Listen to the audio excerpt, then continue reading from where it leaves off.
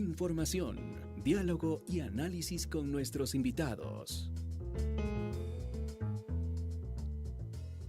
5:30 de la tarde, en punto, 17:30. El gobierno del presidente Daniel Noboa busca concesionar de manera directa y sin concurso público a un consorcio liderado por una empresa china el campo petrolero Sacha.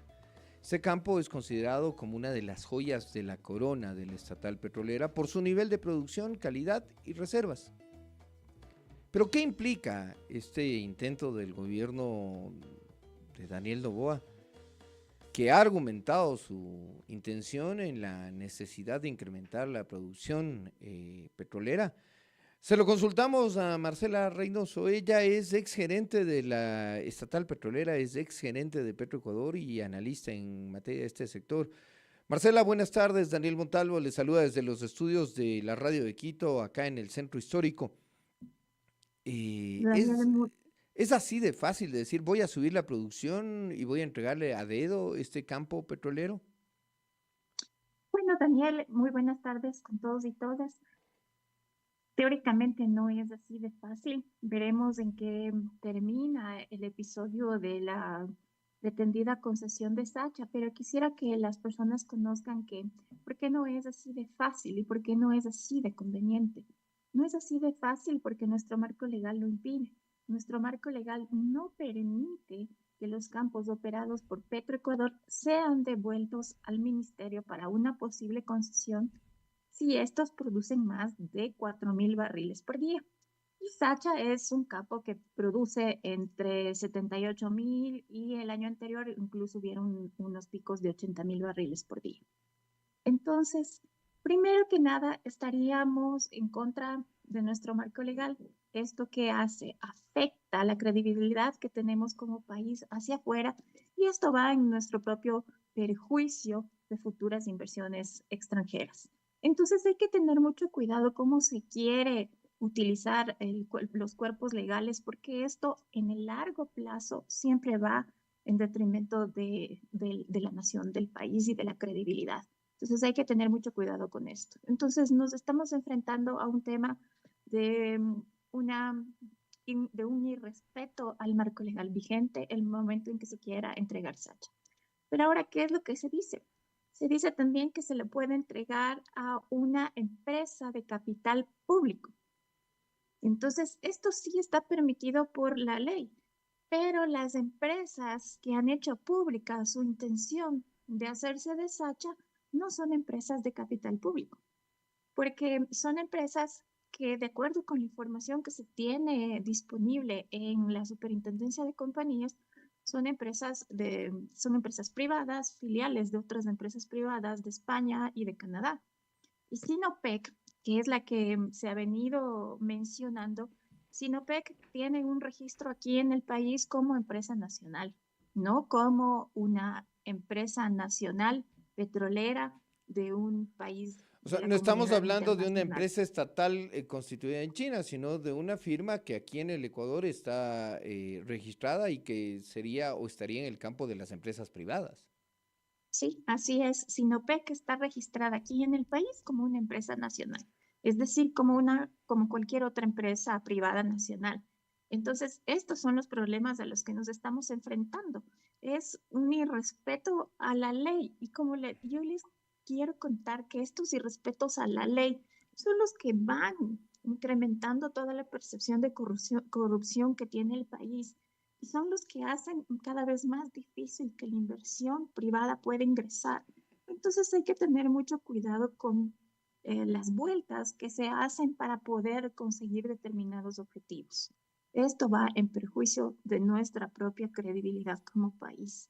Ese es uno de los Saquemos, problemas. sí, saquemos un poco a limpio qué significa el campo Sacha, porque cuando le decimos la joya de la corona, habrá quienes en realidad digan, bueno, cuán importante puede ser un campo petrolero. Empezó su operación en 1972 y hoy por hoy produce 77.000, casi 78.000 barriles de petróleo al día.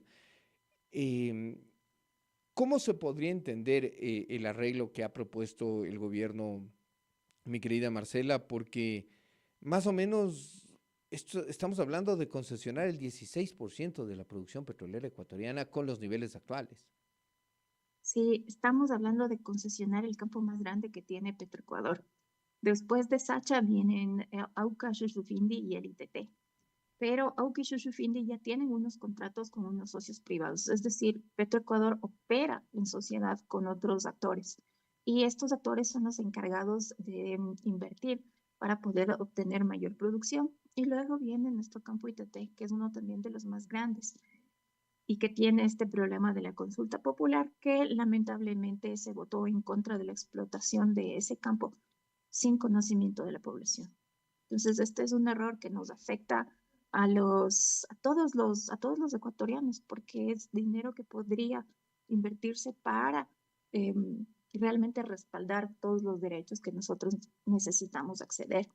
Entonces, ese es el problema. El problema es que queremos dar el campo más grande que tiene Petroecuador en gestión y en gestión propia.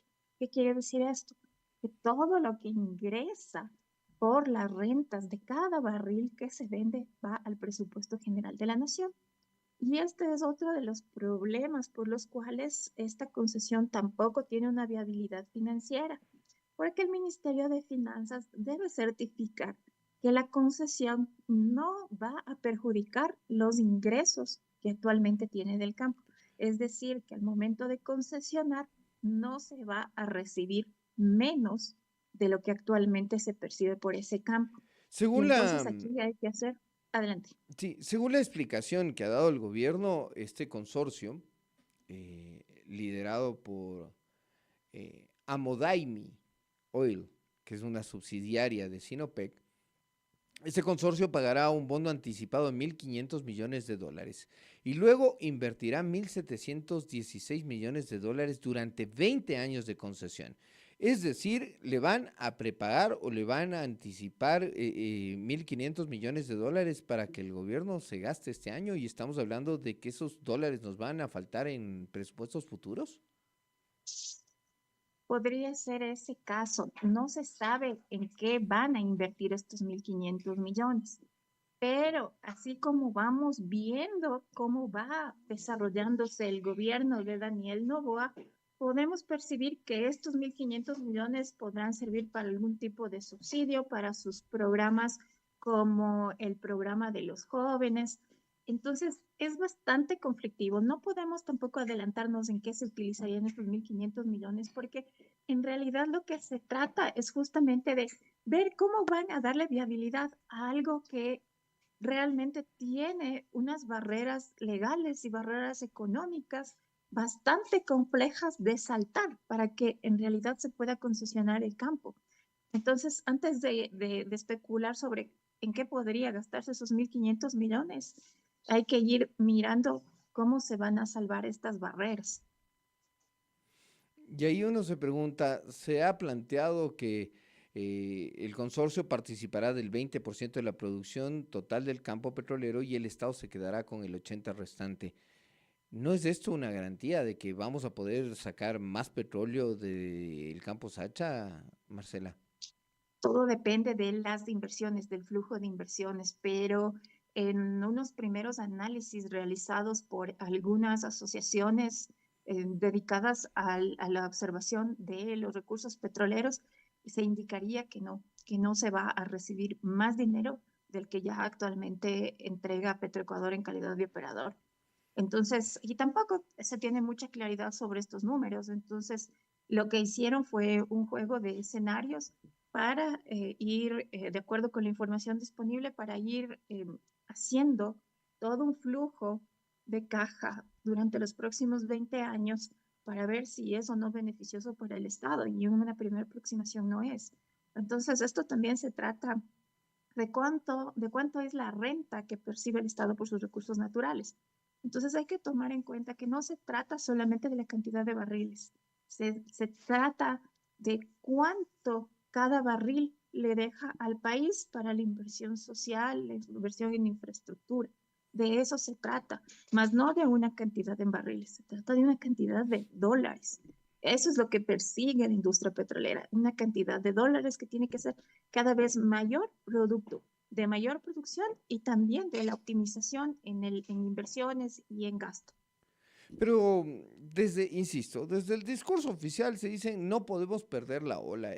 La coyuntura actual, lo que está pasando en Oriente Medio, el tema de que este año se cumplen ya 3 años del conflicto armado entre Rusia y Ucrania, han tenido una presión favorable para los países productores, pues el precio internacional del petróleo se ha incrementado. Haciendo este razonamiento inicial y tomando en cuenta que Sacha tiene 342 millones de barriles que se habían probado hasta enero de 2024, uno se pregunta, bueno, si es que nos van a ayudar a sacar ese petróleo y se va a poder entregar ese petróleo a los mercados internacionales con mejor tecnología y mayor eficiencia, ¿por qué no hacerlo? Entonces, ahí viene la pregunta, Marcela, ¿suena tentador así? ¿Por qué no? Lo que pasa es que, repito, todo esto se resume en los flujos de caja año a año que te daría la inversión privada y la inversión estatal. Entonces, cuando tú tienes un campo cuyo costo de producción es muy bajo, lo más probable es que la inversión estatal sea más rentable para el país que la inversión en conjunto con la privada. ¿Por qué digo esto? Porque la privada obviamente necesita llevarse la parte correspondiente al retorno de su inversión. Y mientras que en el Estado, todos los ingresos que produce el campo Sacha irían directamente al presupuesto general. Sí, es cierto, se tiene que invertir.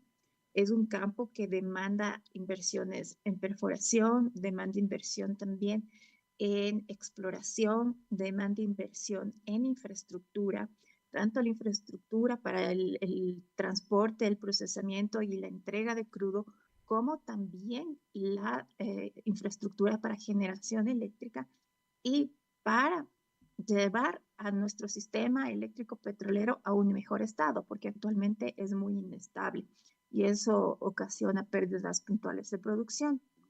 Pero, repito nuevamente, si los análisis financieros fueran tal que las inversiones propuestas por el sector privado superan lo que actualmente estamos recibiendo y las proyecciones de la inversión estatal, podría ser un buen negocio, pero como les había mencionado, primero hay que sortear las barreras jurídicas que impiden esa concesión y nuevamente demostrar que sea beneficioso para el país, porque el sector petrolero lo que le otorga a la economía ecuatoriana es recursos. Entonces, eh, siempre me han preguntado por qué todo el mundo quiere obtener Sacha. Y obviamente, y la respuesta es muy sencilla, porque es un buen negocio. Es un campo que produce sin mucho riesgo, es un campo que ya está conocido, es un campo incluso en el cual Petroecuador ya tenía algunos proyectos para profundizar pozos, es decir, hacerlos más profundos y encontrar nuevas reservas. Eso ya es una propuesta de Petroecuador que ha sido mencionada por estas personas que están intentando obtener la concesión. O sea, no, ellos no están proponiendo nada adicional a lo que Petroecuador ya tiene como proyecto para el campo. E incluso yo quisiera que tomemos muchísima atención en un punto, y es el tema de relacionamiento comunitario.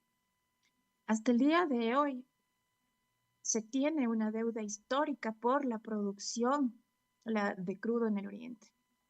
¿A qué se refiere esta deuda histórica? A que hay muchísimas poblaciones, pequeños poblados en el Oriente que no tienen agua potable, no tienen saneamiento, no tienen electricidad y sus condiciones de vida son muy precarias comparadas con todos los recursos que nos ha dado el petróleo. Entonces, esta deuda de décadas tiene que algún día pagarse para poder legitimar la extracción petrolera. Y esto debe partir de una política pública y de un seguimiento, colaboración y aceptación de los parámetros establecidos por las empresas privadas. Entonces, en palabras sencillas, ¿qué implica esto? Que en el Oriente tenemos empresas petroleras privadas haciendo lo que sea para que no les paren la producción. Y lo que sea va en perjuicio de todo el sistema socioambiental y económico del Oriente.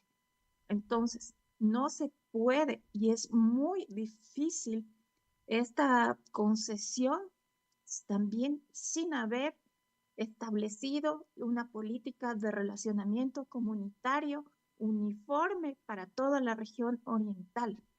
Y Y, aquí quiero hacer un llamado de atención porque no podemos tampoco alejarnos del tema electoral. Y la única tienda política que tiene clarísimo el problema del conflicto socioambiental en el Oriente es Pachacutic. Y ellos mencionaron que debería hacerse una auditoría de todas estas compensaciones que han recibido los pobladores del Oriente gracias a la explotación para evaluar cómo nos ha ido en estos 50 años de explotación petrolera. el Y es presidente algo claro, que cualquiera de los dos candidatos debería acogerlo. el Es lo que presi- necesitamos para justificar, para validar, para legitimar la extracción y para continuar. El presidente de la CONAIE y ex candidato de Pachacutic a la presidencia, Leonidas Issa, precisamente dijo, este es uno de los puntos principales en una agenda de consenso que tanto ADN como RC buscan con Pachacutic de cara al proceso electoral, como bien nos acaba de mencionar Marcela Reynoso. El informe que tiene que hacer el Ministerio de Finanzas respecto de este procedimiento tiene que establecer si se van o no a perder recursos que ingresarían directamente al presupuesto general del Estado. Y luego de conversar con algunas fuentes al interior del Ministerio de Finanzas, principalmente del equipo saliente de Juan Carlos Vega, nos decían que el entonces ministro, hoy exministro, tenía muchísima resistencia a firmar precisamente este tipo de informes y este tipo de cuestiones que podrían empeñar el patrimonio del Ecuador a 20 años. Marcela, es gravísimo que un ministro de Finanzas, un gerente o gerenta de Petroecuador o ministra de Finanzas, un funcionario de ese nivel quiera firmar algo que sabe que le va a poder generar responsabilidades de aquí a 20 años. Así es, por eso yo les decía, hay estas barreras para la concesión, barreras tanto legales como financieras, porque nosotros, ningún funcionario público debería atentar contra los bienes del Estado. Esto es así de sencillo. Un funcionario público tiene que trabajar con decencia. Y la decencia simplemente es el deseo genuino de hacer las cosas de forma correcta. Entonces, para hacer las cosas de forma correcta, necesitas todo el análisis legal, necesitas el análisis económico y ahí sí tomar las decisiones pertinentes. Pero ya estamos viendo y por algo tenemos un marco legal que nos norma el proceder para que siempre se protejan los intereses del Estado, que son los intereses de cada uno de los ecuatorianos y ecuatorianas. Esos son los intereses que como funcionario público se deben cuidar. Para eso está un funcionario público, está para resolver los problemas de las personas cuidando todos los recursos públicos, los fondos públicos, el dinero público es sagrado porque le pertenece también al funcionario público y a cada uno de los ecuatorianos y ecuatorianas. Por eso aquí lo que se pide a las autoridades es trabajar con decencia, es decir, trabajar con el deseo genuino de hacer lo correcto para el beneficio de todos y todas. Con esto le agradecemos a Marcela Reynoso, ex gerente de Petroecuador, quien nos ha ayudado a tener una visión más. Suena bien, resulta chéverísimo, hasta podría resultar súper interesante, pero si es que no hay transparencia en los índices que nos ha dicho y no hay claridad en la materia de cómo se va a enfrentar los impedimentos legales para esta forma de contratación, resulta que esto podría traer más dolores de cabeza que beneficios. Gracias, Marcela, siempre agradecido de sus conocimientos y de sus análisis. Con muchísimo gusto. Buenas Excelente tardes. resto de tarde.